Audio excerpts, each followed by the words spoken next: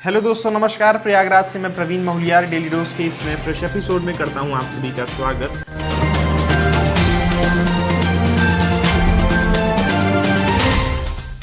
दोस्तों, daily dose news series का नया इंट्रो आपको कैसा लगा कमेंट करके जरूर बताइएगा। वीडियो को एक लाइक दीजिएगा तो मैं समझ सकूंगा कि हाँ, आपको नया इंट्रो पसंद आया। बढ़ते हैं क्वेश्चन ऑफ द डे की ओर। तो एलोपैथी में आप सभी का ज्यादा विश्वास है या आयुर्वेदा में? कमेंट करके बताइए। दोनों में से एक चुनना हो तो आप किसको चुनेंगे?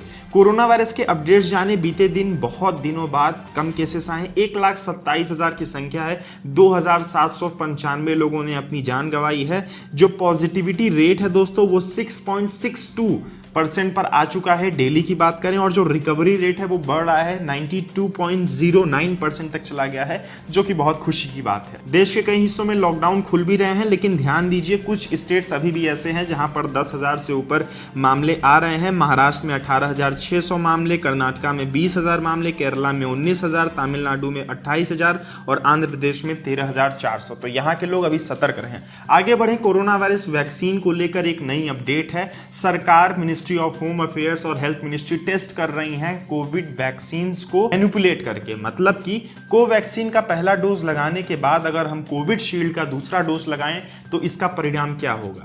क्या रिजल्ट में कोई दिक्कत होगी? इसका साइड इफेक्ट पड़ेगा? या फिर दोस्तों बेटर आपको एफिकेसी रेट मिलेगी या रिजल्ट और अच्छा होगा?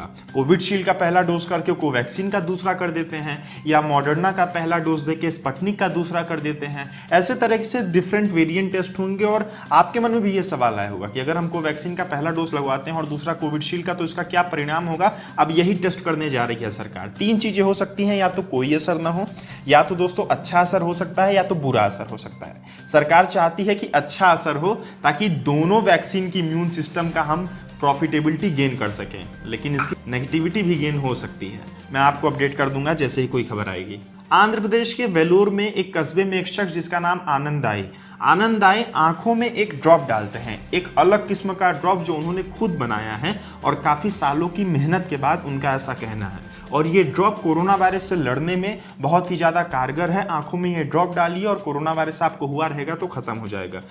चौंकाने वाली बात यह है कि उनके दरवाजों पर सैकड़ों की भीड़ हर समय रहती है। ना ही केवल उनके जिले से, अगल बगल जिले से लोग उनके पास आ रहे हैं। कोविड के पेशेंट भी एम्बुलेंस में बैठे हैं और उनसे वो आई ड्रॉप डलवाना चाहते हैं। स्थानीय प्रशासन ने इस बात को नोटिस किया। उनको कहा भी कि आप अपनी इस दुकान को या फिर काम को आप बंद कर लीजिए, क्योंकि साइंटिफिकली प्रूवन नहीं है। पर उन्होंने बंद नहीं किया। और जब इसकी जांच के लिए अधिकारियों ने उस ड्रॉप को आगे भेजा तो रिजल्ट वहां से ही निकल के आया कि इससे ना कोई नुकसान है और ये भी नहीं प्रूव हो सकता कि इससे कोई फायदा है।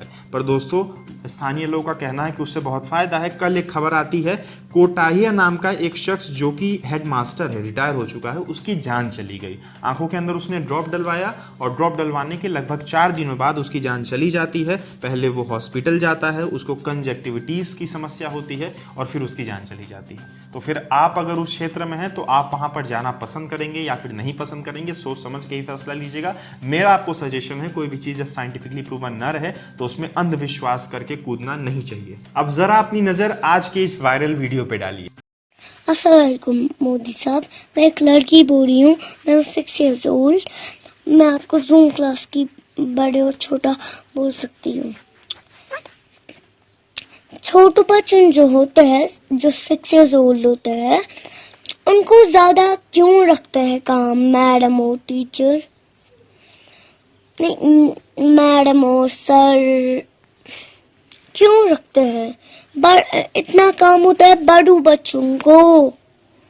जब मैं सुबह उठती हूँ 10 बजे, मुझे दो बजे तक होती है क्लास। एक होती है इंग्लिश, उसके बाद मैथ, उसके बाद उर्दू, उसके बाद ईवीएस, उसके बाद कंप्यूटर।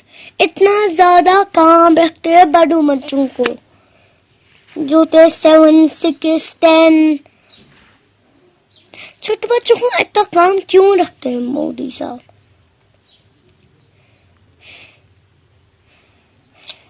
आप क्या कर रहे हैं?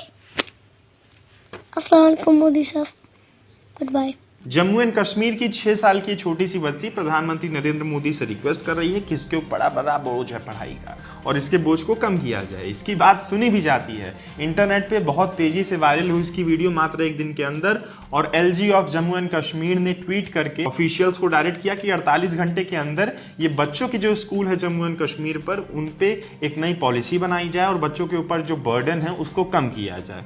बहुत ही खूबसूरत सी रिक्वेस्ट है इस छोटी सी बच्ची की ओर से। अब मैं आप सभी का ध्यान डॉक्टर विक्टर इमैनुअल पे खींचना चाहता हूं। हैदराबाद के डॉक्टर हैं। 2016 में इन्होंने अपनी क्लिनिक शुरू की।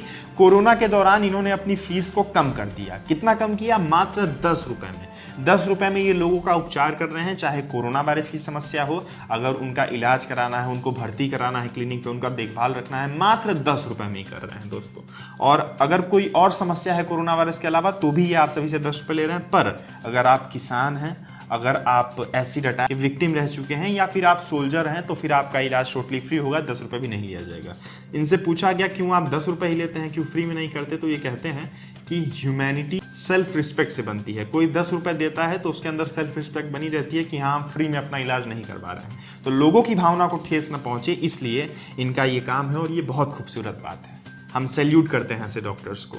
डॉक्टर्स की बात करते हैं तो आइए मध्य प्रदेश चलते हैं, जहां पर स्ट्राइक हो रही है मंडे से। स्ट्राइक होने की वजह वो चाहते हैं कि उनके स्टिपेंड में बढ़ावा किया जाए और दोस्तों उनको ट्रीटमेंट दी जाए फ्री में हॉस्पिटल में और उनके फैमिली मेंबर्स को भी फ्री ट्रीटमेंट दिया जाए अगर कोरोना वायरस की शिकायत आती है, क्योंकि वो लगातार लगे हुए हैं कोरोना वायरस की समस्या में।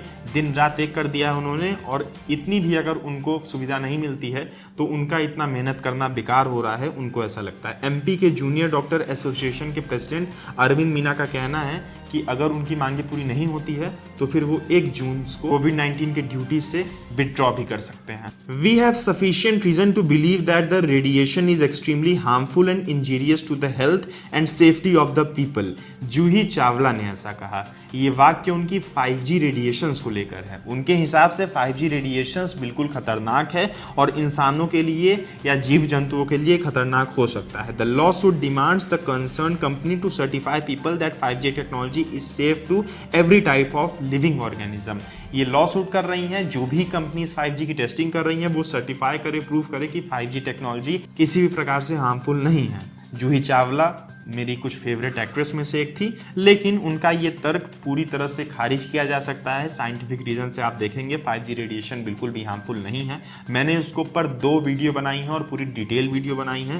टेक्नोलॉजिकल एक्सपेक्ट से भी आपको समझाया है, रेडिएशंस कितने हार्मफुल होते हैं, किस हद से हार्मफुल होते हैं, ये आपको समझाया है। डिस्क्रिप्शन में लिंक को आप चेक कर सकते हैं, नहीं तो यूट्यूब पे सर्च कर दीजिए हिंदुस्तानी हेल्पर 5G रेडिएशन और मेरी वीडियो को देखिए।